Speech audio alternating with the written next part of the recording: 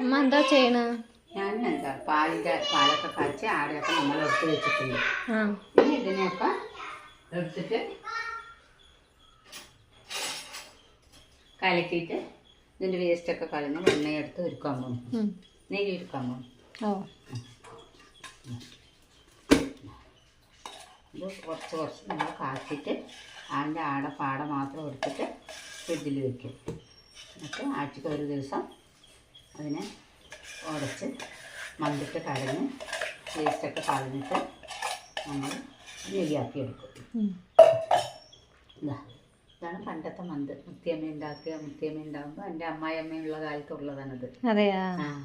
അമ്മ പറയും ഇങ്ങനെ ഇതുകൊണ്ട് കടഞ്ഞാൽ പിന്നെ മോര് വേറെ വെണ്ണ വേറെ വരും അതിനെ പറയും.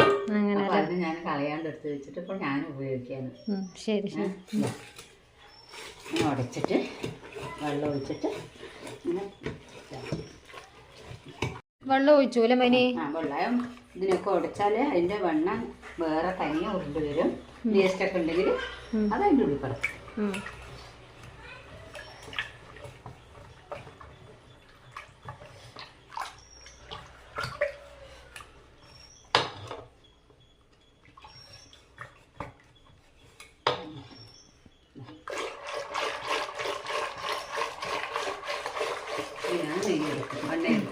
ഇങ്ങനെയാണ് നെയ്യ് എടുക്കുന്നത് അല്ലേ? അമ്മ അപ്പോഴും അങ്ങനെ പണ്ടൊക്കെ ഓരോ ചട്ടി മോര് കലക്കി വെക്കും.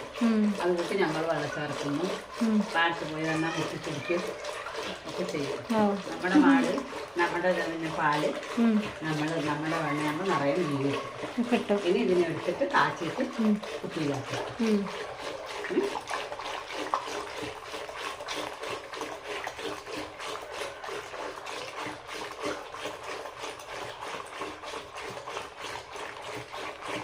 ഇങ്ങനെ പൊങ്ങി വരണം അല്ലമ്മ?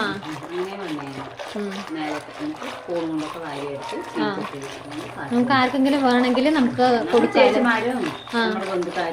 അവർക്ക് ചോദിക്കും അല്ലേ?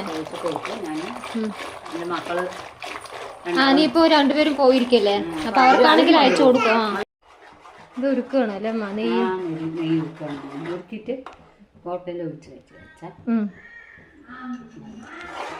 കളറിന് വേണ്ടിട്ട് ഇത്തിരി മഞ്ഞപ്പൊടി കിട്ടും അല്ലേ?